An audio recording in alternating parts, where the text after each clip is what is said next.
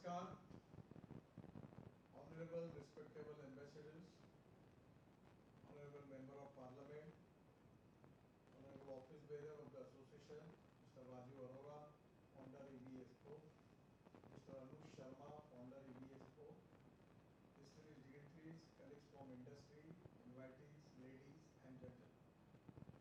It gives me immense pleasure to be speaking virtually at EVEXPO 2023, organized jointly by 𝓝𝓮𝓀 Solutions and International Center for Automotive Technologies. We strongly believe that society should be livable, workable and sustainable for all with an important focus on ethics, ecology and environment. Our Honorable Prime Minister Shri Narendra Modi ji has committed time for all stakeholders to be aligned with global climate goals.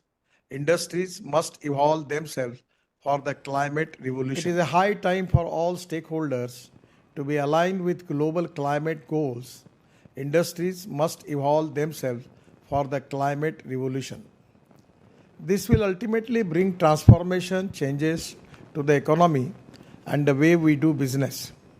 Today, India consumes 30% of the world's fossil fuels need. Our energy demand is heavily import dependent. We are spending about rupees 16 lakh crore on imports of petrol, diesel and crude oil, which account for 3% of the nation's GDP, and unfortunately, the 85% of the energy requirement of the Indian transport sector is fulfilled through imported fossil fuels. Today, India is the world's third largest automotive market after China and the USA. With the industry size having grown to rupees 12.5 lakh crore, number of vehicles are growing at the rate about more than 10% per annum, and India's transport sector is accountable for 40% of the country's total carbon dioxide emissions. Diesel-based vehicular emission is very hazardous for the environment and human health.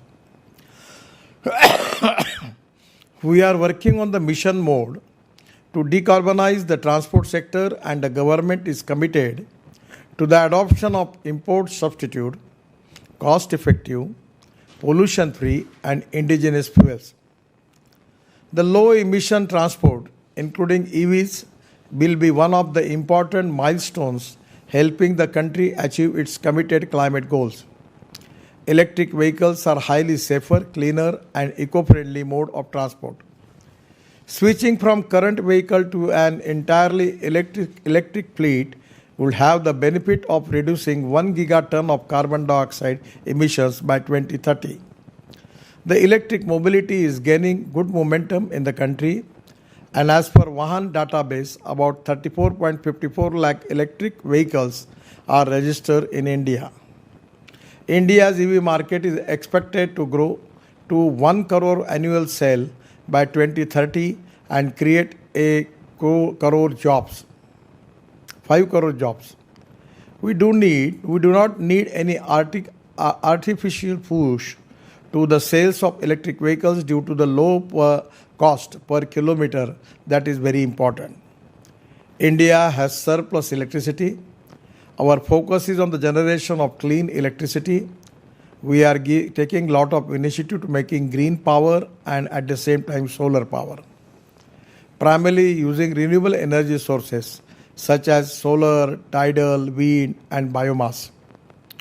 The solar-based electricity generation cost is very cheap and ensures a zero carbon emission cycle. We can fulfill the domestic EV charging by large through a rooftop solar system.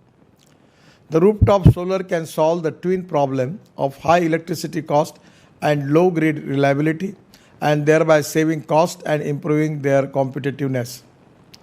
The domestic charging through solar parks, solar PV cells and rooftop solar system at malls, parking lots, commercial places, at homes would make EVs more adoptable and affordable.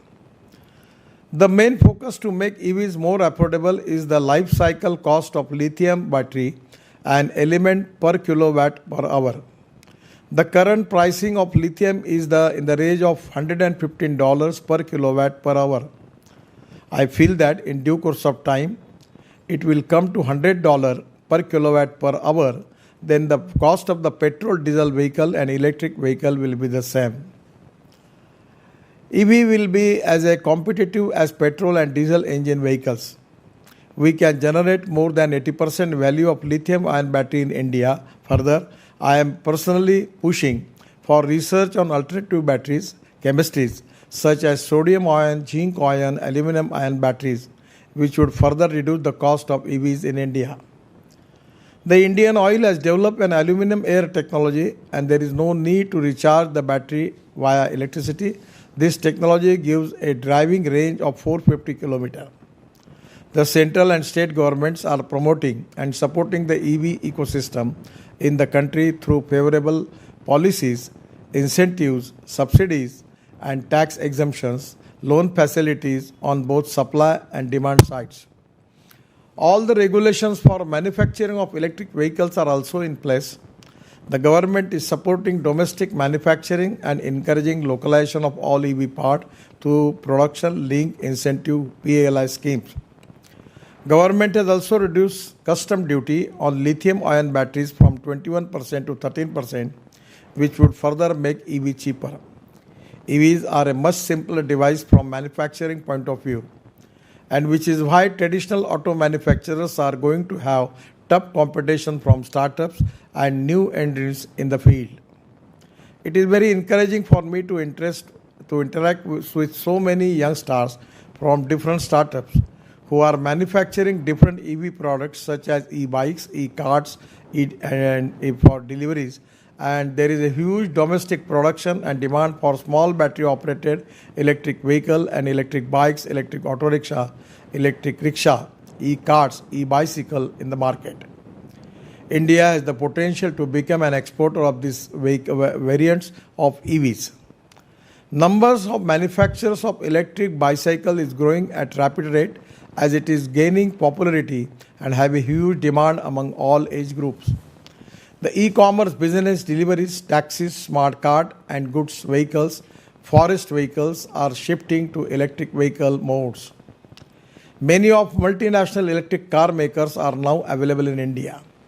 This shows that the people now understand the benefit of EVs over petrol diesel run vehicles. The battery capacity, driving range and charging time for EVs have also improved and which would further attract the buyers. We have also permitted retrofitment of the existing polluting vehicles into hybrid and fully electric vehicles. The regulations have been finalized and a demonstration of technology completed successfully. Mass demand of electric vehicles, indigenous battery technology, and localization of EV parts is approaching to the same capital cost in comparison to petrol and diesel versions today due to economic of scale. We intend to shift public transport modes and logistics on electricity. Many municipal corporation and state transport undertakings are procuring and operating electric buses for their intercity and intercity fleets. It would become a visible option. I have launched India's first electric double-decker bus in Mumbai, which would completely make public transport system affordable by reducing the ticket rates by 25%. Apart from curbing the air and noise pollution in the cities, it will provide relief to the traffic congestion and terminal parking issues. Lot of companies are making electric trucks and which would significantly bring down the logistic cost and while reducing the heavy air pollution due to diesel-based cargo traffic. A potential pilot project is being planned to install electric highway system on upcoming Delhi-Mumbai expressway, which can be electrified using abundant solar energy in the region. The electric highway project can revolutionize the movement of goods and cargo as it would significantly reduce the logistic cost and make a cleaner and greener alternative for the movement of goods. We are working on emerging as a sustainable mobility technologies such as trolley buses and trucks with overhead electric and road train buses. We also intended to use electric mobility as a last mile connectivity such as ropeway, cable cars, aerial tramway and funicular rails to ensure that mobility is clean and green even in the hilly and remote areas. Through the public-private partnership model, charging infrastructure is being developed at 670 waysides amenities along national highway and expressway in the country. I have launched India's first flex fuel car with strong hybrid technology from Toyota, and recently I have also launched world first BS6 Euro 6 compliant flex fuel strong hybrid vehicle, that is Toyota Innova. Flex fuel vehicle operations 60% in EV mode after a 50% higher fuel efficiency compared to their conventional counterparts. They are cost-effective alternative at rupees 25 to 30 km for petrol average, and the cost will be equal to 25 to 30 rupees. The hybrid engines are flex engine with a mix of petrol, flex and electric can drastically reduce the vehicular greenhouse gas emissions by more than 77% as compared to IC engines. We need to set up manufacturing plants to pure electric and hybrid vehicles in particular across all segments. One more area where we need to work is to shift the construction equipment, vehicles and diesel generators by large to alternative fuel and biofuel. We have seen huge demand of small and medium-sized electric equipments and mechanics in the mechanism in construction and mining sector due to their lesser fuel cost, lower maintenance, lighter weight, noiseless, and zero emissions. The government has announced the National Hydrogen Mission to make India hub for the production and the export of green hydrogen. The green hydrogen is a zero carbon fuel for the future. The 70% of the green hydrogen production costs come from electricity cost. Hence, the surplus electricity from renewable energy sources can improve green hydrogen production economics. India has abundant land, a large coastline, and world-class clean energy project execution capabilities to become a global hub for green hydrogen and green hydrogen-derived products. With the development of low-cost electrolyzers and sustainable storage, transport, and dispensing mechanism, the cost of green hydrogen can come down below 100 rupees per kg. And 1 kg of hydrogen is equal to 3 to 4 liters of diesel. Both battery electric vehicle and fuel cell vehicle technologies are complementary to each other, and they are set to overtake fossil-run automotive before 2030. It is estimated that about rupees 20 lakh crore investment is needed in India for EV ecosystem until 2030. This is a big opportunity for OEMs, component and battery manufacturers and charging point operators. India has potential to become the number one EV maker in the world, and we are committed to making India a self-reliant country in clean energy production and mass application. Our government is committed to all around and all inclusive development. A collective effort of all stakeholders will bring remarkable improvement in climate resilient development in the country. With these few words, I once again thank you, Altius Auto Solutions, for inviting me and EVEXPO 2023 and providing a platform to share my perspectives on Indian EV ecosystem. I am really happy. The future of the industry is very bright. I will request all the stakeholders that it give the highest priority for development of e-vehicle, particularly in the research side. Technology is changing every day, and India has got a huge potential and capability of making good research. I am really happy in the exhibition. It is going to inspire and motivate to all the stakeholders to get the idea about the futuristic technology, futuristic vision of e-vehicle. I am really happy that the way in which this exhibition and your program is going to give a new vision to the all concerning stakeholders.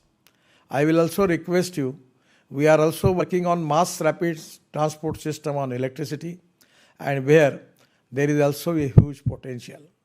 It is going to reduce the cost and at the same time going to be beneficial to the people and without pollution.